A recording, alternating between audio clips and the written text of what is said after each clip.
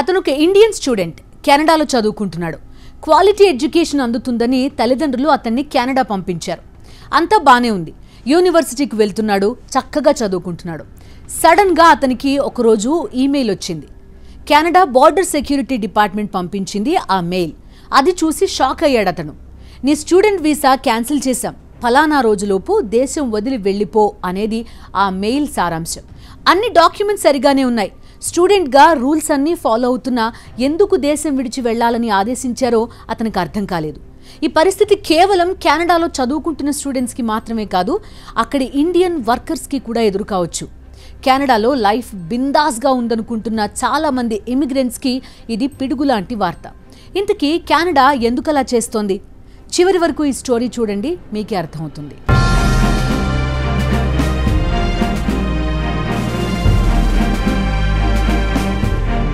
భారతీయులపై అమెరికాతో పాటు కెనడా కూడా పగబట్టింది అనడానికి ఇప్పుడు మనం చెప్పుకున్నది ఒక పెద్ద ఉదాహరణ.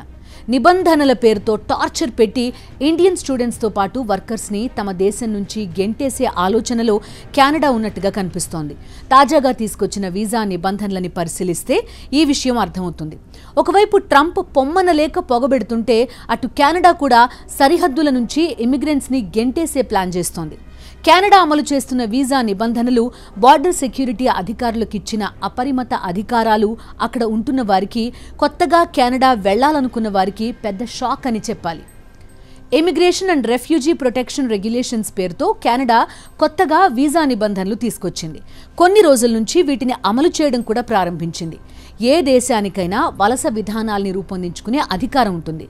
కెనడా కూడా అదే పని చేసింది. ఇందులో ఎవరూ తప్పుబట్టాల్సిన పనిలేదు. అయితే కొత్త నిబంధనల పేరుతో బార్డర్ సెక్యూరిటీ అధికారులకు అపరిమిత అధికారాలు కట్టబెట్టింది కెనడా. అదే ఇప్పుడు ఇమిగ్రెంట్స్ విషయంలో పెద్ద కాంట్రవర్సీని క్రియేట్ చేస్తోంది. అన్ని డాక్యుమెంట్స్తో చట్ట ప్రకారం కెనడాలో ఉంటున్నా సరే బార్డర్ సెక్యూరిటీ అధికారులు సందేహాలు వ్యక్తం చేస్తే ఇక కెనడాలో ఆయా వలసదారుల కథ ముగిసినట్టే. టెంపరరీ రెసిడెంట్ డాక్యుమెంట్స్తో పాటు ఎలక్ట్రానిక్ ట్రావెల్ ఆథరైజేషన్స్ని కూడా రద్దు చేసే అధికారం బార్డర్ సెక్యూరిటీ సిబ్బందికి కట్టబెట్టింది కెనడా ప్రభుత్వం.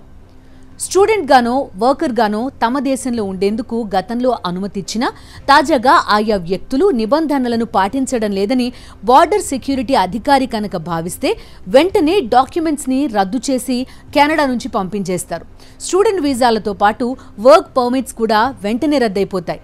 కెనడా రావడానికి తప్పుడు సమాచారం ఇచ్చినట్టు తేలినా, తప్పుడు డాక్యుమెంట్స్ ఇచ్చినట్టు రుజువైనా కూడా వెంటనే చర్యలు తీసుకుంటారు.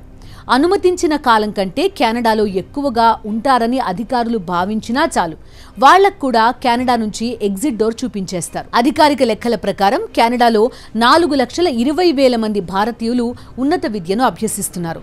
వీరితో పాటు వర్క్ పర్మిట్ పొందిన వర్కర్స్ లక్షలాదిగా ఉన్నారు. వీళ్లందరిపైన కెనడా కొత్త నిబంధనలు తీవ్ర ప్రభావం చూపే అవకాశం ఉంది. టూరిస్ట్ వీసాలపై కెనడా వెళ్లిన భారతీయులు కూడా ఇబ్బందులు ఎదుర్కొనే ప్రమాదం ఉంది. ఓవైపు ట్రంప్ సంకెళ్లు వేసి మరీ భారతీయ అక్రమ వలసదారులని దేశం దాటించేస్తుంటే అటు కెనడా కూడా వీసా నిబంధనలను కఠినతరం చేసి ఇమిగ్రెంట్స్కి చుక్కలు చూపిస్తోంది. సో కెనడాలో ఇప్పటికే చదువుకుంటున్న విద్యార్థులు, పనిచేస్తున్న వర్కర్స్తో పాటు కొత్తగా కెనడా వెళ్లాలనుకుంటున్న వారు అప్రమత్తంగా ఉండాల్సిన సమయం ఇది. Immigration and refugee protection regulations check చేసుకోవడం చాలా అవసరం, లేదంటే ఇబ్బందులు తప్పకపోవచ్చు.